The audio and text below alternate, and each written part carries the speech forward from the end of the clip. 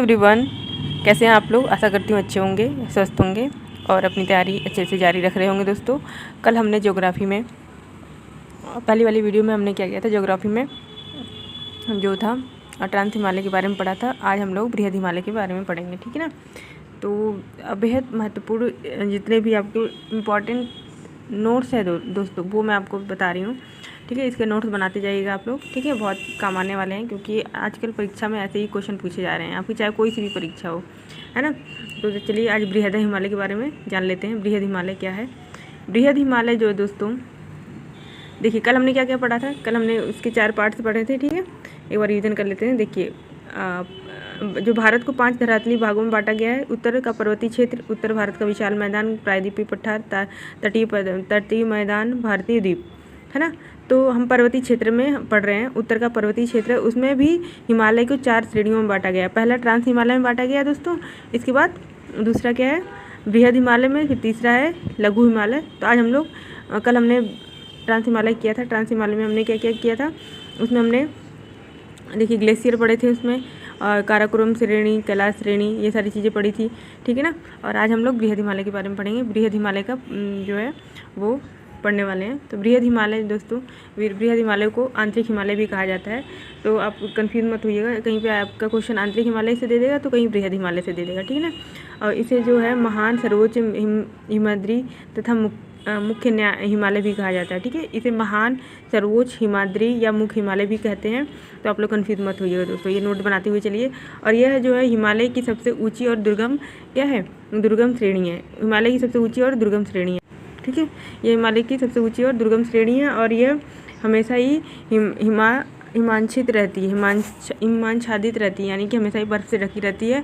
और इसकी ऊंचाई जो है दोस्तों 6100 मीटर की ऊंचाई पे है ये। और इसमें नंगा पर्वत से नाम चाब्रबा, देखिए नंगा पर्वत से लेकर, देखिए नंगा पर्वत ये हमारा भारत है, ठीक है। यहाँ पे नंगा पर्वत से लेकर कहाँ तक है, चाब्रचा पर्वत तक इसकी है जो है विस्तार है। और इस पर्वत श्रेणी की सबसे ऊंची चोटी जो है माउंट एवरेस्ट, जो कि नेपाल में है दोस्तों, ठीक है ना, नेपाल में है। और माउंट एवरेस्ट की जो चामोलुंगमा सागर माथा भी कहते हैं। जो माउंट एवरेस्ट है दोस्तों, उसको नेपाल में चामोलुंगमा या सागर माथा भी कहते हैं, ठीक है ना। तो क्वेश्चन ये भी पूछा जाता है। और जो एवरेस्ट की चोटी है वो तिब्बती भाषा में इसको चोमोलुंगमा कहते हैं, जिसका अर्थ है दोस्तों, जिसका अर्थ है पर्वतों की रानी, ठीक है ना। पर्वतों की रानी जिसका अर्थ है। चोमोलुंगमा का क्या अर्थ है, चोमोलुंगमा का अर्थ है पर्वतों की रानी, ओके। इसके बाद अनेक इसमें हिमनद भी पाए जाते हैं।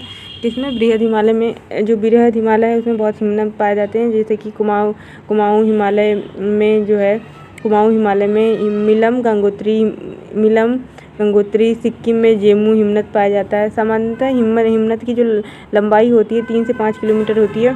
गंगा और यमुना का यह उद्गम स्थल है। यहाँ पर अभी क्वेश्चन कैसा पूछा जाएगा दोस्तों, क्वेश्चन पूछा जाएगा कि गंगा यमुना जो है किस हिमालय के अंतर्गत आते हैं। तो आंसर हो जाएगा बृहद हिमालय के अंतर्गत आते हैं, ठीक है ना।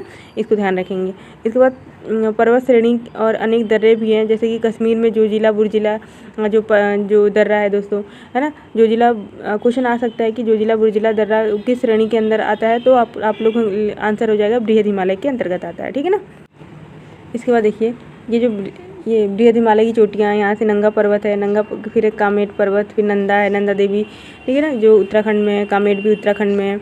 और इसके बाद धौलागिरी, अन्नपूर्णा, मनस्यालु, गौरी शंकर, छुयू, एवरेस्ट, चामोलुंगमा पर्वतों की रानी को कहते हैं। मैकालू पर्वत, कंचनजंगा भी, ये सारी आप जो देख रहे हैं चोटियाँ दोस्तों, है ना, बृहद हिमालय की चोटियाँ, इसको याद रखेंगे। नामचा अरुणाचल प्रदेश में है।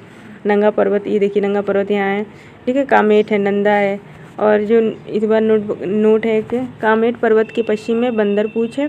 जो कामेट है, ये कामेट पर्वत है, दिख रहा है आपको। कामेट पर्वत के इधर इस साइड एक बंदरपूछ है। और यमुनोत्री गंगोत्री यहीं से क्या होती है, निकलती हैं। और त्रिशूल जो पर्वत चोटी है वो बद्रीनाथ केदारनाथ भी इधर ही स्थित है, इसके कामेट के पश्चिम में, ठीक है। और इसके बाद आज फिर नेक्स्ट देख लेते हैं दोस्तों। नेक्स्ट है लघु हिमालय, लघु या मध्य हिमालय। लघु या मध्य हिमालय जो है दोस्तों, इसकी औसत ऊंचाई 18,000 से 3,000 मीटर तक है। इसकी औसत ऊंचाई 1800 से लेकर 3,000 मीटर है और चौड़ाई है 80 से 100 किलोमीटर, ठीक है। और इसके अंतर्गत देखिए पीर पंजाल श्रेणी आती है। इसके अंतर्गत जो है आपका लघु हिमालय। तीसरा क्या है, तीसरा है लघु हिमालय, ठीक है ना। तीसरा जो लघु हिमालय, इसके अंतर्गत पीर पंजाल श्रेणी, इसका पश्चिमी विस्तार जो है यहीं पर है, किसमें, लघु या मध्य हिमालय में, लघु या मध्य हिमालय में। और यहाँ पे बनिहाल दर्रा है, ठीक है ना, उत्तर पूर्व में। और बनिहाल दर्रे से होकर जम्मू कश्मीर को यह जाता है, ठीक है ना। और इसके बाद है इसी के पास मसूरी है। तो आपका क्वेश्चन कैसे बनता है कि मसूरी नैनीताल दे देगा। ये किस हिमालय के अंतर्गत आते हैं, लघु हिमालय, बृहद हिमालय या फिर ट्रांस हिमालय। तो ये लघु हिमालय के अंतर्गत आते हैं। मसूरी, नैनीताल, कामेट, रानीखेत, डलहौजी नगर, शिमला, कुल्लू मनाली पर्यटन स्थल। ओके। छोटे ढालों पर जो है छोटे छोटे घास के मैदान, ढालों पर छोटे छोटे घास के मैदान पाए जाते हैं दोस्तों, जिन्हें कश्मीर में मर्ग कहा जाता है। गर्म जैसे कि गुलमर्ग है, सोनमर्ग है। जबकि उत्तराखंड में बुग्याल या बुग्याल कहा जाता है। बुग्याल या प्यार कहते हैं, प्यार भी इसको कहते हैं, ठीक है। बुग्याल या प्यार भी कहा जाता है, तो इसको आप लोग ध्यान में रखेंगे। इसके बाद छोटे छोटे जो घास के मैदान को कश्मीर में क्या कहता है, मर्ग कहा जाता है। गुलमर्ग, सोनमर्ग, उत्तराखंड में बुग्याल कहा जाता है, ठीक है।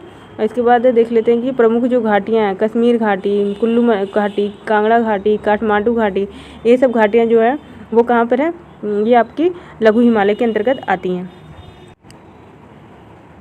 इसके बाद देखते हैं दोस्तों हम लोग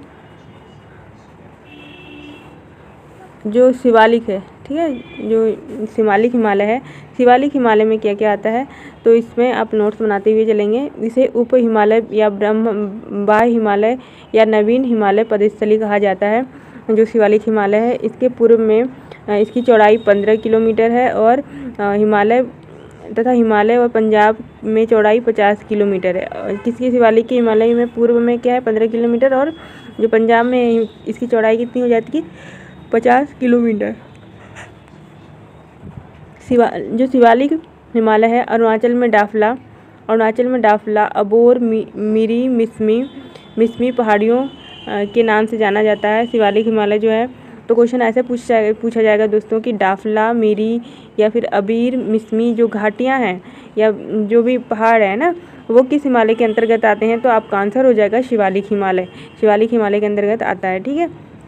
और इसके बाद देखेंगे कि शिवालिक हिमालय में जो पश्चिम में इसको दून कहा जाता है। जैसे कि एग्जाम्पल के थ्रू, पश्चिम में दून है, देहरादून है। पूरब में द्वार कहा जाता है, जैसे कि हरिद्वार है, ठीक है। तो दून अगर आया तो वो पश्चिम में है शिवालिक में, और शिवालिक के अंतर्गत ही आएंगे ये सब, ठीक है। इसको ध्यान में रखेंगे। इसके बाद यह पश्चिम में सुलेमान पर्वत, और ये भी पश्चिम में क्या, सुलेमान पर्वत है, जैसा कि ये देखो चित्र में दिख रहा है आपको, है ना, पिक्चर में दिख रही है सुलेमान। इसके पश्चिम में, शिवालिक हिमालय के पश्चिम में क्या है, सुलेमान घाटी है। और इसके पूरब में आराकाम घाटी है, ठीक है। आराकाम जो है पर्वत मिल जाता है, ठीक है। और इसमें शिवालिक का दक्षिण पूर्वी सुदूर भाग अंडमान भाग है।